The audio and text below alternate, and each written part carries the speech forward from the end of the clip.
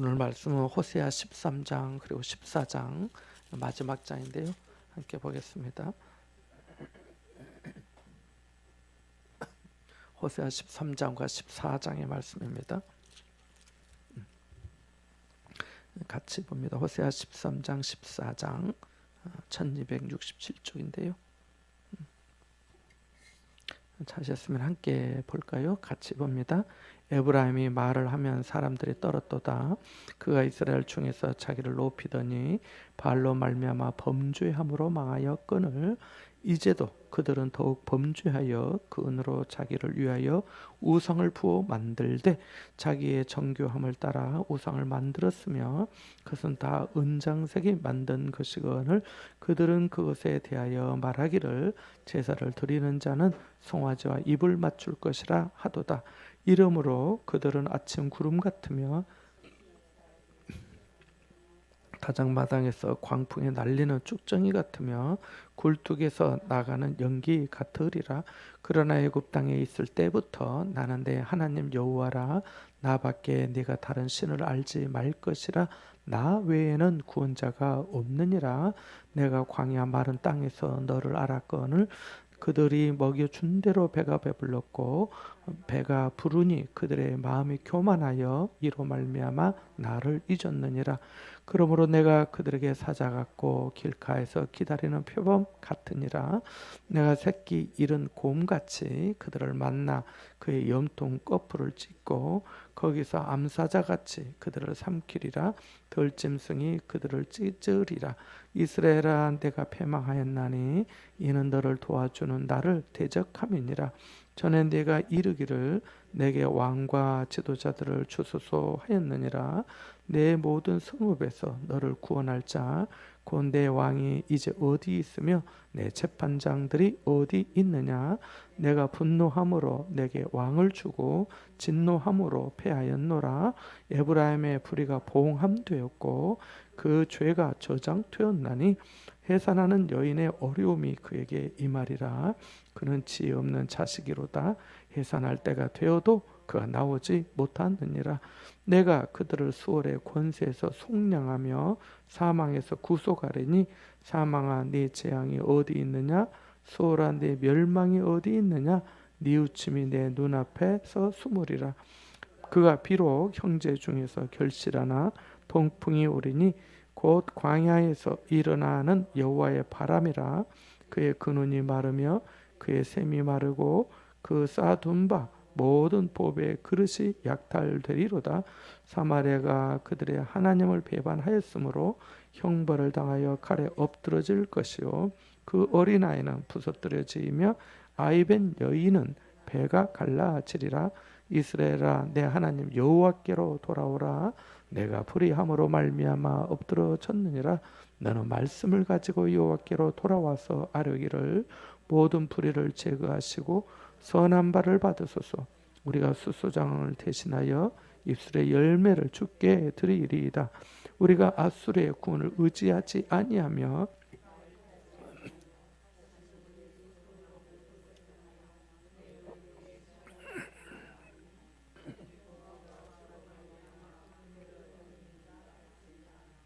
내가 그들의 반역을 고치고 기쁘게 그들을 사랑하리니 나의 진노가 그에게서 떠났음이니라. 내가 이스라엘에게 이슬과 같으리니 그가 백합화 같이 피겠고 레바논 백향목 같이 뿌리가 바뀔 것이라. 그의 가지는 퍼지며 그의 아름다움은 감람나무와 같고 그의 향기는 레바논 백향목 같으리니 그 그늘 아래에 거주하는 자가 돌아올지라. 그들은 곡식같이 풍성할 것이며 포도나무 같이 꽃이 필 것이며 그 향기는 레바논의 포도주 같이 되리라. 에브라임의 말이 내가 다시 우상과 무슨 상관이 있으리요 할지라. 내가 그를 돌아보아 대답하기를 나는 푸른 잣나무 같으니 내가 나로 말미암아 열매를 얻으리라 하리라. 누가 지혜가 있어 이런 일을 깨달으며 누가 총명이 있어 이런 일을 알겠느냐. 여호와의 도는 정직하니 의인은 그 길로 다니거니와 그러나 죄인은 그 길에 걸려 넘어지리라. 아멘. 몇 구절 말씀드리겠습니다. 표시를 하시면 좋겠습니다. 13장 1절, 2절, 3절, 4절, 1절, 2절, 3절, 4절, 그리고 6절, 그리고 9절, 10절, 9절, 10절, 그리고 14장에 1절부터 4절까지, 1절부터 4절까지,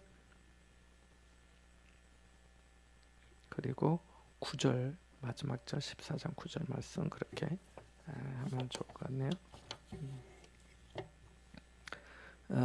말씀을 따라서 몇 가지 교훈을 계속해서 이렇게 보도록 하겠습니다. 첫 번째 13장부터 보면은 교만이 죄에 빠지게 하며 결국 망하게 되어서 아침 구름 이슬 쭉정이 연기같이 된다는 것입니다. 말씀드린 것은 1절에서 3절의 그런 어떤 내용이죠. 여기 1절 말씀해 보니까 에브라임이 말을 하면 사람들이 떨었도다 이렇게 말하고 있습니다. 그만큼 에브라임이 대단했다라고 하는 것을 보게 됩니다. 그가 이스라엘 중에서 자기를 높이더니, 그러니까 우리가 좀 알겠는데 전에도 말씀드렸지만 이스라엘이 본래는 한 나라였는데 그 조그마한 나라가 나중에 솔로몬이 죽고 난 다음에 솔로몬의 아들 때에 나눠지게 되거든요. 그래서 북쪽에는 북왕국, 남쪽에는 남왕국, 남쪽에는 유다와 베냐민 지파 두 지파가 남고 나머지 10지파는 다 북이스라엘이 북쪽으로 되거든요. 그래서 북쪽은 수도가 사마리아고 남쪽의 수도는 예루살렘입니다. 그래서 그 북쪽의 10지파 중에서 가장 으뜸된 지파가 에브라임 지파입니다. 대표 지파. 그리고 남쪽에서는 어떤 지파일까요? 남쪽은 몇 지파랬죠? 두 지파. 유다 지파하고 베냐민 지파인데 그 중에서 유력한 지파는 어딜까요? 유다 지파죠. 그래서 남쪽에서는 유다 지파가 넘버원, 북쪽에서는 에브라임 지파가 넘버원입니다. 그래서 에브라임아 또 에브라임이 이 말은 다 북쪽 이스라엘을 의미하는 것입니다. 그래서 에브라임 지파로 대표되는 그 북이스라엘에 대해서 하나님의 분노와 심판의 메시지인데요. 말씀드린 것처럼 에브라임 지파는 유다 지파 다음으로 가장 크고 가장 강한 지파였습니다. 여기에 대표적인 인물들이 있는데 창세기, 출애굽기, 레위기, 민수기, 신명기 다음에 나오는 성경의 여호수아죠. 여호수아가 에브라임 지파 사람입니다. 그리고 아까 말씀드린 대로 솔로몬 다음에 르호보암 때에 뭐랄까 쿠데타라 할까요? 아무튼 이렇게 독립하게 되는 우리가 다윗의 집안과 무슨 상관이 있느냐? 우리는 우리대로 따로 나라를 이루자라고 하면서 주동했던 사람이 여로보암인데요. 이 여로보암이 왕이 되죠. 초대 왕이 되는데 이 여로보암이 에브라임 사람입니다. 아니 좀 배경이 좀 있어야 이것도 할 거 아니에요, 그죠? 그런 거예요. 그래서 여호수아나 에브라임, 여로보암 이 사람들이 다 에브라임 지파 출신이다는 것입니다. 자, 그래서 그것을 생각하면서 말씀을 보면은 자 13장 1절에 보니까 이스라엘 중에서 자기를 높이더니 에브라임 지파가 대단한 거죠. 자기가 높아지게 되는 거죠. 우쭐하면서 바알로 말미암아 범죄함으로 망하였거늘 이제도 그들은 더욱 범죄하여 그 은으로 자기를 위하여 우상을 부어 만들었다라고 말합니다. 그러니까 우상은 다 자기를 위한 거예요. 우상은 다 근본적으로 자기를 위한 거예요. 우리가 이기적인 다가 말할 것도 다 자기를 위한 거죠. 다. 우상은 자기를 위한 거예요. 그래서 교만하였고 자기를 높이다가 결국은 범죄하게 되고 그리고 망하였거늘 문제는 돌이키지 않고 이제도 그들은 더욱 범죄하여 우상까지 만들었다 이렇게 말씀하고 있습니다. 그래서 하나님께서 이 북이스라엘에서 가장 분노하게 하시는 그런 죄가 바로 이 우상 숭배였습니다. 그래서 바알로 말미암아 바알을 숭배했고 또 송아지를 가장 열렬히 숭배했던 것으로 나옵니다. 그래서 여기 이 13장 2절 끝부분에 보면은 제사를 드리는 자는 누구와 입을 맞출 것이랍니까? 송아지요. 무엇과? 송아지와 입을 맞추라 이렇게 말합니다. 그래서 송아지 우상에게 제물을 바치면서 그 우상에게 입 맞추라고 그렇게 했던 것입니다. 송아지는 북이스라엘의 그 초대 왕 아까 말씀드린 여로보암이라고 하는 똑똑한 사람 그 사람이 유학파예요. 오늘날로 하면은 그 솔로몬 르호보암 때 애굽으로 갔다가 돌아와 가지고 말하거든요. 그렇게 해서 여로보암을 옹립하고 이 여로보암이 머리를 쓴 거죠. 이렇게 북이스라엘로 나눠지면 사람들이 그래 예루살렘 가서 또 남쪽으로 내려가서 하나님 앞에 예배하고 제사하게 되면은 사람들이 자기에게서 마음이 떠날 것 같아서 남쪽 북이스라엘의 가장 남쪽 거기가 바로 베델이고 북이스라엘의 가장 북쪽 거기가 단인데 단과 베델에 금송아지 송아지를 만들어 놓거든요. 송아지 우상을 만들어 가지고 자 이것이 여러분을 애굽에서 인도해서 낸 신입니다. 여기다가 절하고 우상 제사하세요 이렇게 한 것이죠. 학자들에 따르면은 우리가 그런 생각이 들 수 있잖아요. 출애굽기에도 그러는데 모세가 시내산에 하나님 만나러 올라갔을 때 이스라엘 백성들이 아론이랑 해가지고 다 금붙이 내가지고 녹여서 뭘 만듭니까? 금송아지 만들잖아. 왜 하필 짐승의 또 어떤 동물도 종류도 많은데 왜 하필 많고 많은 중에서 송아지였을까? 왜 소였을까? 라고 생각해 보신 적 없으세요? 에? 나귀하고 비슷해서 한 건 아니고 당시에 이스라엘 백성 출애굽했잖아요. 애굽에서 400년 넘게 살았잖아요. 거기서 보고 배운 게 그거예요. 이집트에서 지금 이집트죠. 애굽에서 보니까 애굽에 아피스라고 하는 신상이 있는데 그게 송아지. 그래서 우리도 그거 만든 거예요. 그래서 그걸 만든. 그래서 이스라엘 백성들이 많고 많은 우상의 짐승 중에서 송아지 바로 그것을 섬겼던 것입니다. 그래서 그 고대 근동 특별히 이집트 그쪽에서 이 송아지 이 소에 대해서 좋은 황소나 암소를 성과 또 풍요와 다산을 가져다주는 그런 상징으로 간주하고 있습니다. 우리가 생각해 보건대 창세기에 보면은 요셉이 바로왕의 꿈을 풀어주잖아요. 첫 번째 꿈이 뭐였습니까? 제일 처음에 살찐 소들이 올라와 가지고 있었잖아요. 그리고 난 다음에 또 아주 빼짝 마른 파리한 그 소들이 올라와서 앞에 있는 살찐 소들을 다 잡아먹었잖아요. 거기에서 또 나온 게 뭐예요? 소예요, 소. 그래서 이 이집트의 소를 섬기는 우상화하는 이것이 쭉 전통으로 와 있었던 거예요. 그래서 이스라엘 백성들이 그 애굽에서 노예로 있으면서 한 400년 넘게 있으면서 본 것이 그거죠. 그래서 많고 많은 것 중에서 다른 게 아니고 소를 그렇게 해서 만들게 된 것입니다. 그래서 한 그 정도로 생각을 하시면 좋을 것 같아요. 자, 문제는 그것을 우상으로 만들어서 섬겼는데 우상이 뭐냐? 우상이 2절과 3절에 나와 있는데요. 같이 읽어보겠습니다. 이제도 그들은 더욱 범죄하여 그 은으로 자기를 위하여 우상을 부어 만들되 자기의 정교함을 따라 우상을 만들었으며 그것은 다 은장색이 만든 것이거늘 그들은 그것에 대하여 말하기를 제사를 드리는 자는 송아지와 입을 맞출 것이라 하도다. 이러므로 그들은 아침 구름 같으며 쉬 사라지는 이슬 같으며 타작 마당에서 광풍에 날리는 쭉정이 같으며 굴뚝에서 나가는 연기 같으리라. 아멘. 그래서 우상은 자기를 위하여 만든 것이고 또 은장새 우상 만드는 사람이 만든 것이고 아무것도 아닌 거죠. 헛것이죠. 근데 거기다가 입을 맞추고 그렇게 하라는 것은 아무 의미가 없는 것인데 3절 말씀은 자 그러므로 그들은 아침 구름같이 쉬사라 보이다 없어져 있는 듯 했는데 없어지는 허무하다는 거지요. 사라지는 이슬 같고 타작마당에서 광풍에 날리는 쭉정이 같고 알맹이가 없는 거죠. 실속이 없는 거죠.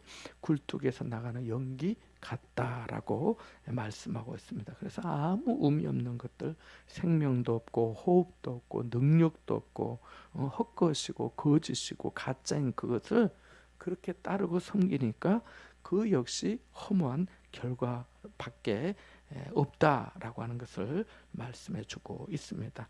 자, 그래서 결국은 이렇게 자기를 높이는 그런 어떤 교만함으로 말미암아 범죄하게 되고 그리고 결국은 그 모든 것은 쭉정이와 연기처럼 헛되고 허무한 것이 되고 만다라고 하는 것을 보게 됩니다. 자, 두 번째 본문에서 교훈은 에브라임은 배은망덕의 대가를 치를 것이다는 것입니다.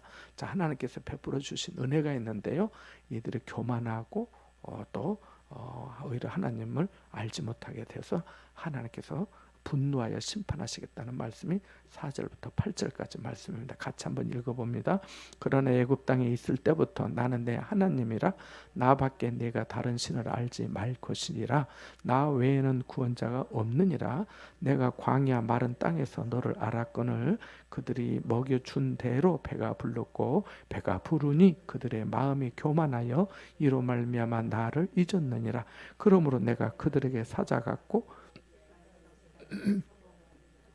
내가 새끼 잃은 곰같이 그들을 만나 그의 염통 거풀을 찢고 거기서 암사자같이 그들을 삼키리라. 들짐승이 그들을 찢으리라. 아멘. 그래서 거기 4절 말씀에 보니까 애굽에 있을 때부터 오래전부터 하나님께서 알고 또 나는 내 하나님이라 라고 말씀하십니다. 나밖에는 내가 다른 신을 알지 말라고 섬기지 말라고 했음에도 불구하고 나 외에는 구원자가 없다고 했음에도 불구하고 광야의 땅에서 내가 너를 알고 또 먹여준 대로 네가 배불렀고 그러니까 먹여주시고 길러주시고 인도해 주시고 지켜주시고 도와주시고 복 주셨다라고 하는 말씀이죠. 4장 4절 끝부분에 나 외에는 구원자가 없다라고 하는 말씀 옆에 사도행전 4장 12절 하나 적어놓으시면 좋겠습니다. 사도행전 4장 12절 말씀 그리고 한번 찾아가 읽어보겠습니다. 사도행전 4장 12절의 말씀입니다. 다시 한번 우리 한번 보겠습니다. 사도행전 4장 12절입니다. 신약성경 192쪽이네요. 192쪽 사도행전 4장 12절입니다. 같이 봅니다. 시작. 다른 이로서는 구원을 받을 수 없나니 천하 사람 중에 구원을 받을 만한 다른 이름을 우리에게 주신 일이 없음이라. 아멘. 하였더라. 그래서 다른 이로서는 구원을 받을 수 없나니 천하 사람 중에 구원을 받을 만한 다른 이름을 우리에게 주신 일이 없다. 그래서 다시 본문 호세아 13장 4절 나가면 나 외에는 구원자가 없다. 예수 외에는 구원자가 없는 줄로 믿습니다. 그래서 그렇게 연결해서 좀 보면 좋을 것 같고요. 자, 그렇게 자 배가 불렀고 또 배가 부르니까 뭐라고 말씀하시면 6절 중간에 그들의 마음이 교만해져서 이로 말미암아 나를 잊었다라고 말씀합니다. 그래서 등 따뜻하고 배부르고 부족한 것이 없고 하니까 이제 교만하면서 하나님을 잊게 되었다라고 말씀합니다. 그래서 바로 이러한 어떤 하나님의 은혜에 대해서 망덕, 그 은혜를 잊어버리는 것에 대해서 은혜를 배반하고 덕을 잊어버린 것에 대해서 하나님께서 분노하시는데 7절과 8절 말씀이 그겁니다. 내가 그들에게 사자 같고 길가에서 기다리는 표범같이 아주 갑작스럽게 또 임해서 또 내가 새끼 잃은 곰처럼 그들을 만나 그 염통 거풀을 찢고 거기서 암사자같이 그들을 삼킬 것이다. 들짐승이 그들을 찢을 것이다 라고 말씀하십니다. 그래서 하나님께서 이 배은망덕한 에브라임의 대가를 치르도록 그렇게 하시겠다라고 하는 것입니다. 그러니까 우리가 이 배부를 때 편안할 때 참 교만하지 말고 또 하나님 잊지 말아야 되는데 사람이 좀 안 그런 것 같습니다. 본성과 태성이 조금 편하면 또 잘 나가고 잘 되면 내가 잘해서 내 힘으로 해서 내가 이렇게 되었다라고 생각하기가 쉬운 것 같습니다. 그래서 필요한 게 뭐냐면요. 경건의 연습이 그래서 필요합니다. 뭐가 필요하다고요? 경건의 연습. 겸손해야 되는 거, 인내하는 거, 범사에 감사할 줄 아는 거, 그리고 또 하나님 앞에 그 은혜를 기억하면서 봉사하고 헌신하는 게 필요한 거죠. 그래야 자기가 하나님의 말씀에 지도를 받으면서 건강하게 신앙생활을 하게 되거든요. 그것이 복이 되거든요. 그래서 이스라엘 백성들이 바로 그 모든 것들을 다 하나님의 은혜에 대해서 배은망덕했다라고 하는 것을 알게 됩니다. 자, 세 번째로 왕 중에 왕을 거부하고 인간의 사람 왕을 의지할 때는 실패할 수밖에 없다라고 하는 말씀이 또 나옵니다. 9절에서 11절 한번 읽어볼까요? 같이 한번 봅니다. 이스라엘아, 내가 패망하였나니 이는 너를 도와주는 나를 대적함이니라. 전에 내가 이르기를 내게 왕과 지도자들을 주소서 하였느니라. 내 모든 성읍에서 너를 구원할 자 곧 내 왕이 이제 어디 있으며 내 재판장들이 어디 있느냐. 내가 분노함으로 네게 왕을 주고 진노함으로 패하였노라. 아멘. 아시다시피 이스라엘 백성들이 사사들을 지내면서 사무엘에게 어느 날 와서 말했죠. 우리에게도 왕을 좀 세워주십시오. 우리도 지도자가 있어야 되겠습니다. 자, 생각해 보세요. 그동안 이스라엘 백성들이 어떻게 살아왔습니까? 가나안 땅이 애굽에서 빠져나올 때 왕이 있어서 빠져나왔습니까? 광야 생활 40년을 그렇게 하는데 왕이 있어서 40년을 견디면서 잘 지내온 겁니까? 가나안 정복 전쟁할 때도 왕이 있어서 그랬습니까? 전혀 아니에요. 왕이 없었음에도 불구하고 하나님이 왕이셨고 하나님께서 지켜주셨고 하나님께서 인도해 주셨잖아요. 구름기둥과 구름기둥, 불기둥과 구름기둥으로 또 만나와 메추라기로 옷이 의복이 헤어지지 않고 신발이 부르지 않고 하나님께서 다 거기서도 이세를 다 낳아서 자녀 세대까지 다 살아가도록 도와주셨잖아요. 그런데도 불구하고 사무엘에게 와서 우리에게도 왕을 주소서, 왕을 세워주소서. 우리가 적군과 싸워 나갈 때 우리도 적들처럼 우리에게도 왕이 있어야 나를 따르라면서 나가지 않겠습니까? 그러면 우리가 안전하고 좋겠습니다라고 한 거죠. 자, 안전이 누구에게 있는 거예요? 하나님에게 있음에도 불구하고 하나님께서 지켜주시고 도와주시고 안전케 해주심에도 불구하고 하나님을 제쳐두고 인간적인 왕을 구했던 것이죠. 바로 그 얘기를 하고 있는 겁니다. 그래서 9절 말씀에 네가 패망하였나 이는 너를 도와주는 나를 대적했다. 도와주는 하나님을 대적하면 안 되잖아요. 그러니까 하나님께서 그 6절과 연결해서 보면 그들의 마음이 교만했다 했는데 하나님께서 교만한 자를 대적하시는 거죠. 그들이 나를 대적하니 나도 그들을 대적할 수밖에 없는 거죠. 결과는 뻔한 거죠. 패망할 수밖에 없는 거죠. 그래서 하신 말씀이 그겁니다. 10절, 11절이 네가 내게 왕과 지도자를 주소서 하였고 그렇게 했는데 그래 지금 그 왕이 어디 있고 그 재판장과 지도자들이 어디 있느냐. 그래 너희들 말하는 대로 너희들의 뜻대로 지도자들이 너희들을 구원해 주었느냐. 재판장들이 너희들을 공의롭게 다스렸느냐. 아니라는 거죠. 아니라는 거. 사람이 인간의 왕을 의지하면서 그렇게 달라고 세워달라 했지만은 결국은 그것이 그렇게 되지 않았다는 거죠. 오히려 이 왕과 지도자들 때문에 백성들까지도 우상을 섬기게 되고 하나님을 떠나게 된 겁니다. 왕과 지도자가 오히려 피해를 끼친 거예요. 망하게 한 거지요. 그래서 바로 그 점을 짚어서 하나님께서 말씀해 주시고 계신 것입니다. 적과 꿀이 흐르는 땅에서 모든 것을 공급받았음에도 불구하고 이스라엘은 정작 하나님을 불필요하게 여겼던 것입니다. 6절 말씀이 그거죠. 나를 잊어버렸고 9절 말씀이 너를 도와주는 나를 대적하였다.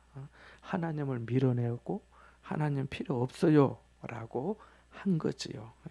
그래서 왕을 요구했다가 또 세우게 되었지만 결국은 왕 때문에 고초를 겪게 되는 불행하게 되는 모습이 바로 이스라엘의 모습이다는 것을 보게 됩니다. 그러니까 그들의 기대가 얼마나 허황된지 누가 그들의 진정한 구원자인지를 알기를 바라셨지만은 그들은 지혜 없는 자처럼 깨닫지 못했던 것이죠.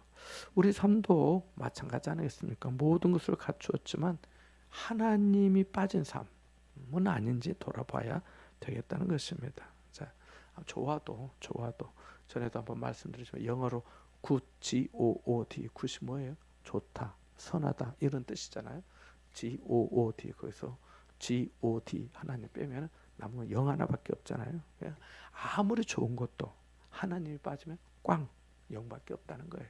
그래서 아, 모든 좋고 선한 것은 하나님이 함께 하시는 거예요. 그것이 바로 임마누엘이죠. 하나님 우리와 함께 하심. 그것이 바로 선이고 의이고 복인 줄로 믿습니다. 그래서 이스라엘 백성들이 이제 우리에게 왕을 주세요라고 했잖아요. 그래서 내가 구한 것을 하나님이 내게 응답해 주셔서 주셨구나. 이렇게 할 때 우리가 겸손히 감사하면서 언제나 하나님의 나라와 그의 의를 먼저 구하는 믿음과 지혜가 있어야겠습니다. 아니면 오히려 구한 것 때문에 내가 그것이 나의 올무가 되면 안 되니까요. 그래서 우리의 영원하신 왕은 오직 하나님 뿐이심을 믿습니다. 자, 그래서 바로 그런 내용들을 말씀해 주고 있습니다. 자, 또 한 가지 교훈은 12절에서 16절의 말씀인데요. 저장한 죄를 자백하고 은혜를 구해야 되겠다는 것입니다. 이게 죄를 저장했다라고 하는 표현이 12절에 나오는데요. 12절, 13절 같이 한번 읽어보겠습니다. 같이 봅니다. 시작. 불의가 봉함되었고 그 죄가 저장되었나니 해산하는 여인의 어려움이 그에게 임하리라. 그는 지혜 없는 자식이로다. 해산할 때가 되어도 그가 나오지 못하느니라. 아멘. 그러니까 에브라임의 불의가 봉함되고 우리가 뭐 이렇게 뭘 담아놓은 거 봉함했다라고 하잖아요. 봉함, 봉인했다 이렇게도 하고 그리고 그 죄가 저장되었다. 그러니까 죄가 없어진 게 아닙니다. 다 이게 묻어져 있는 거예요. 지금 다 이렇게 저장되어 있는 거예요. 그게 차고 넘치게 되는데 하나님께서 그동안 인내하시고 오래 참으신 거죠. 오래 참으신 거예요. 그래서 어느 때에 해산하는 여인의 어려움이 결국은 그 죄와 불의가 나타나게 되는 것처럼 나타나게 될 것이다 라고 하는 것입니다. 그런 어려움이 임할 건데 해산할 때가 되어도 자식이 나오지 않는 거죠. 그러니까 바로 그런 어떤 기가 막힌 심판에 대해서 그렇게 말씀하시는 거죠. 그러니까 해산할 때가 되어도 나오지 않는 아이처럼 회개하지 않는 이스라엘은 죽음을 자초하게 될 것이다 라고 한 것입니다. 그래서 생명으로 나오는 길이 열렸음에도 불구하고 나오지 않는 아기와 같이 에브라임이 되었다라고 말씀해 주고 있습니다. 14절 말씀은 조금 문맥상 조금 어려운 말씀인데요. 조금 반어법의 말씀입니다. 14절을 일단 한번 읽어볼까요? 같이 봅니다. 시작. 내가 그들을 수월의 권세에서 속량하며 사망에서 구속하리니 사망아 네 재앙이 어디 있느냐? 수월아 내 멸망이 어디 있느냐? 뉘우침이 내 눈앞에서 숨으리라. 아멘.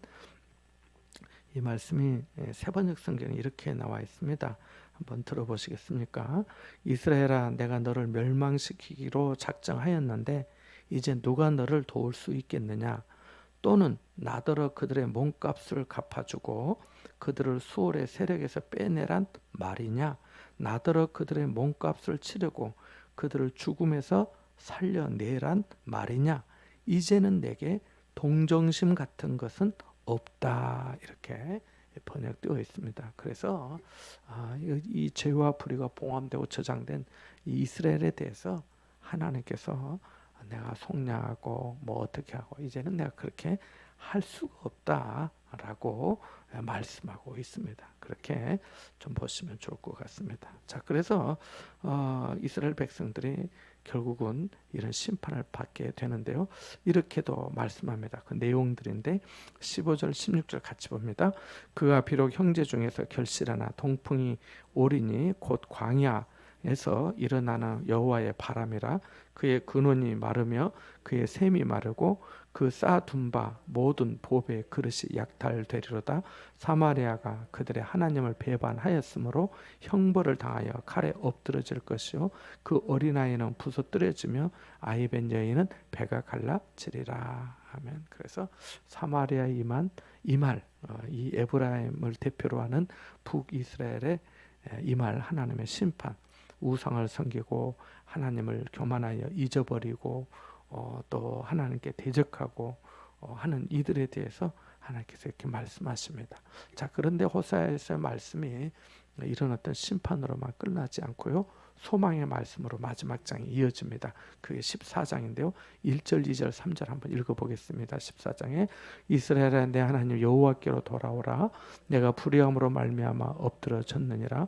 너는 말씀을 가지고 여호와께로 돌아와서 아뢰기를 모든 불의를 제거하시고 선한 바를 받으소서. 우리가 수소장 송아지를 대신하여 입술의 열매를 주께 드리리이다. 우리가 아수르의 구원을 의지하지 아니하며 말을 타지 아니하며 다시는 우리의 손으로 만든 것을 향하여 너희는 우리의 신이라 하지 아니하오리니 이는 고아가 주로 말미암아 궁유를 얻음이니이다 할지니라. 아멘. 그래서 회개는 돌이킴과 돌아옴입니다. 마음을 돌이키고 돌아오는 거죠. 이게 회개죠. 그래서 이스라엘아 내 하나님 여호와께로 돌아오라. 지금 이스라엘 이 호세아의 말씀에서 이런 표현이 지금 여러 번 나오고 있는 거죠. 여호와께로 돌아오라. 6장 1절에도 오라 우리가 여호와께로 돌아가자 이렇게 말씀합니다. 오라 우리가 여호와께로 돌아. 그러니까 사는 길은 여호와께로 돌아가는 거죠. 비록 불의가 봉함되고 죄가 저장되고 우상을 섬기고 교만하여 하나님을 잊어버렸고 하나님 자기를 도와준 나를 도와준 하나님을 오히려 대적하고 하나님의 필요 없다고 하고 오히려 송아지에 입을 맞추면서 우상을 섬기고 했지만은 그래도 하나님께 돌아오라고 하는 거죠. 돌아오라고. 그래서 말씀 근데 돌아올 때 말씀을 가지고 여호와께 돌아오라는 말씀을 가지고 이 말씀은 약속의 말씀을 말해요. 약속의 말씀. 하나님의 말씀을 믿고 돌아오라는 거예요. 그래서 너는 말씀을 가지고 여호와께 돌아와서 할 말까지 일러주시는데요. 모든 불의를 제거해 주십시오. 하나님 내게 있는 모든 불의와 악함을 제거해 주십시오. 선한 바를 하나님 받아 주시옵소서. 나를 불쌍히 해 주십시오. 우리가 수송아지를 대신하여 이제 수송아지를 드릴 수 없고 입술의 열매를 주께 드립니다. 이 말은 우리가 진정한 고백으로 하나님 앞에 주님이 나의 주님이시고 나의 하나님이십니다 라고 하는 그런 고백의 입술의 열매를 말씀합니다. 그래서 우리가 아수르의 군을 의지하지 않고 외세를 의지하지 않고 말을 타지 아니하고 어떤 군사력을 의지하지 않고 다시는 우리의 손으로 만든 것 우상을 향하여 너희는 우리의 신이라고 하지 아니하오리니 우리가 고아가 주로 말미암아 긍휼을 얻음이니다라고 말씀한 겁니다. 그래서 이 말씀으로 하나님 앞에 와서 아뢰이고 엎드리고 하면서 하나님 앞에 돌아오라고 말씀하고 있습니다. 그래서 하나님께 대한 믿음을 고백하면서 돌아오라고 하신 말씀이죠. 호세아 6장 6절 한번 읽어볼까요? 호세아 6장 6절입니다. 같이 한번 보겠습니다. 6장 6절 같이 한번 보겠습니다. 시작. 나는 인애를 원하고 제사를 원하지 아니하며 번제보다 하나님을 아는 것을 원하노라. 아멘. 물론 하나님께서 번제도 받으시고 제사도 받으세요. 근데 하나님을 알지 못하고 하는 제사와 번제는 의미가 없다는 거예요. 그래서 하나님을 알고 정말 그런 어떤 바탕에서 하나님 앞에 예배하고 하나님을 찬양하고 기도하고 경배해야지 그렇지 않은 것은 의미가 없다는 말씀이죠. 이미 하나님께서는 뭐 송아지 다 배불렀고 다 세상에 있는 모든 것이 다 내 것인데 뭘 그거 가지고 제사를 한다고 하느냐라고 하는 그런 말씀이죠.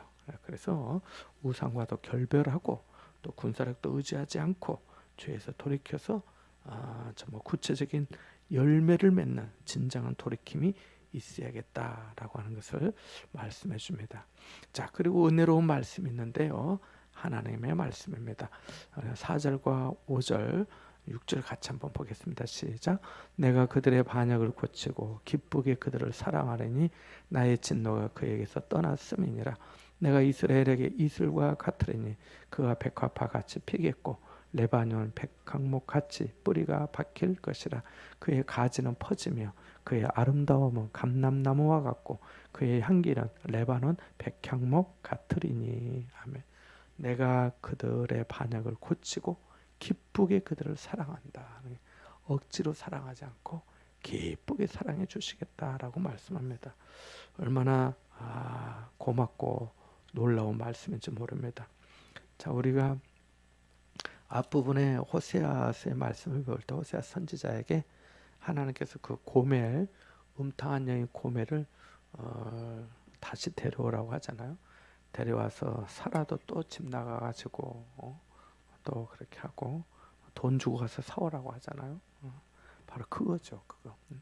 마치 앞에 나왔던 것처럼 하나님께서 호세아에게 고멜을 다시 사오라고 받아주라고 하셨던 그 은혜, 그 은총, 그 긍휼하심으로 이스라엘도 받아주실 것이다 라고 하는 것입니다. 그래서 하나님께서 기쁘게 그들을 사랑할 것이다 라고 말씀해 주고 있습니다. 사람은 돌아온 자식을 기쁘게 사랑하기가 그렇게 쉽지가 않아요.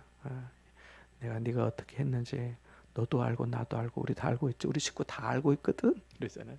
근데 하나님 그렇지 않은 거죠. 하나님은 나의 진노가 그에게서 떠났고 내가 그들의 반역을 하나님께서 고치겠다라고 말씀하시는데 마치 앞에 나오는 이슬하고 좀 다릅니다. 13장 3절에서 나오는 이슬은 쉬 사라지는 이슬이고 14장 5절에서 나오는 이슬은 백합화를 피게 하고 또 모든 어떤 생물들 또 것들이 자라도록 돕는 바로 그런 이슬의 의미거든요.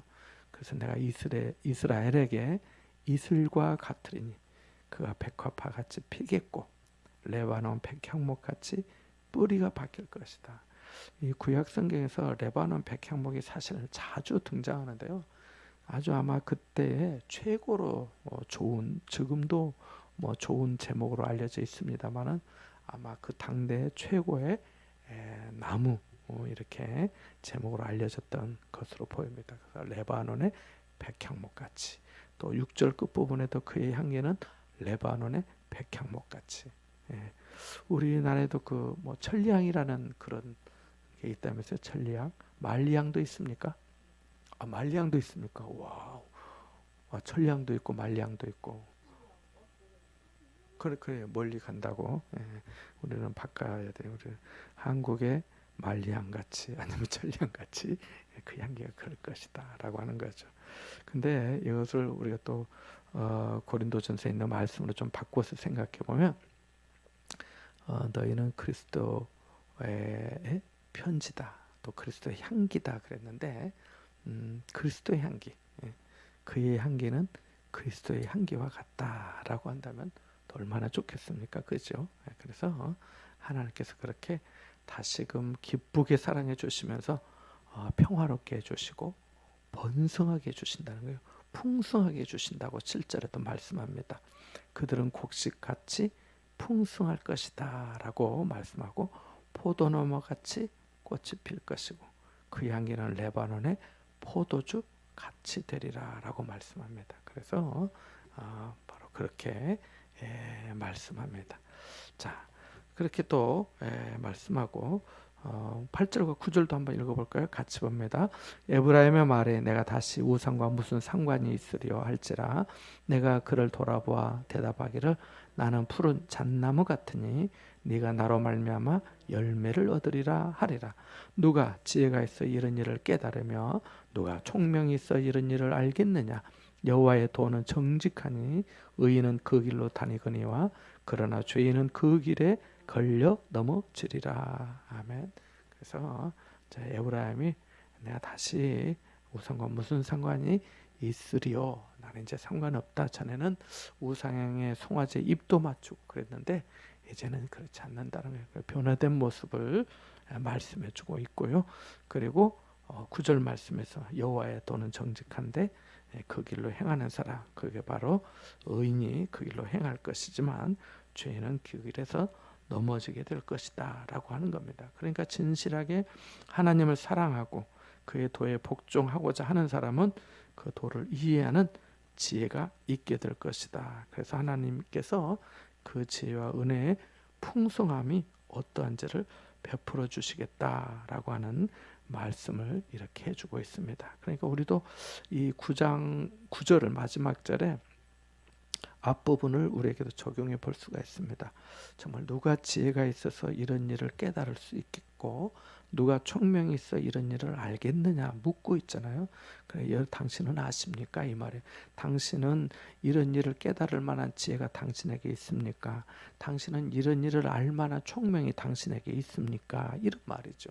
그래서 당신에게는 이 하나님의 약속의 말씀이 어떻게 성취될지 정말 신묘막측하게 이루어질 것을 당신은 아는 지혜가 있습니까? 라고 묻는 것입니다. 그래서 그 지혜를 얻는 방법이 뭐냐?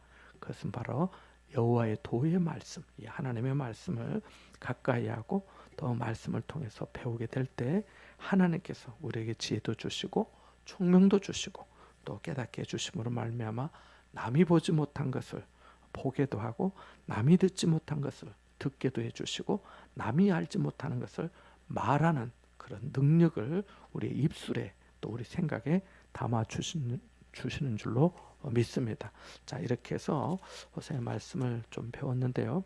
하나님께서 주신 은혜 가운데 전에도 말씀드린 호세아서는 하나님께서 이스라엘 백성들을 사랑해서 쓴 편지다. 이렇게 꼭 기억해 주시면 좋겠습니다. 그리고 그 사랑은 우리의 상상을 초월하는 놀라운 사랑, 깊은 사랑, 끝없는 사랑이다 라고 하는 것을 우리가 좀 기억해야 되겠고, 기쁘게 그들을 사랑하겠다라고 하신 것처럼 하나님은 오늘 또 나를 기쁘게 사랑해 주신 이 은혜를 기억하면서 감사하며 사는 귀한 삶이 다 될 수 있기를 바랍니다. 우리 같이 한번 기도하겠습니다.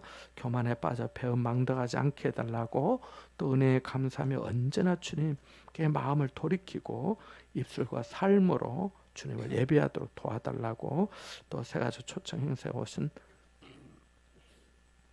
성도님들에게도 믿음의 은혜를 부어달라고 우리 같이 한번 기도하고, 또 연약하신 어르신 분들 선교사님들 위해서 우리 같이 한번 함께 또 입원하여 치료 중인 박수경 성도님은 오늘 퇴원하셨고요. 그리고 또 김미동 집사님의 아버님 김기한 집사님이신데, 그리고 또 김절자 권사님 남편 되신 분 어르신은 김의영 어르신인데 하나님께서 또 함께 해주시도록 같이 한번 기도하겠습니다. 기도합니다.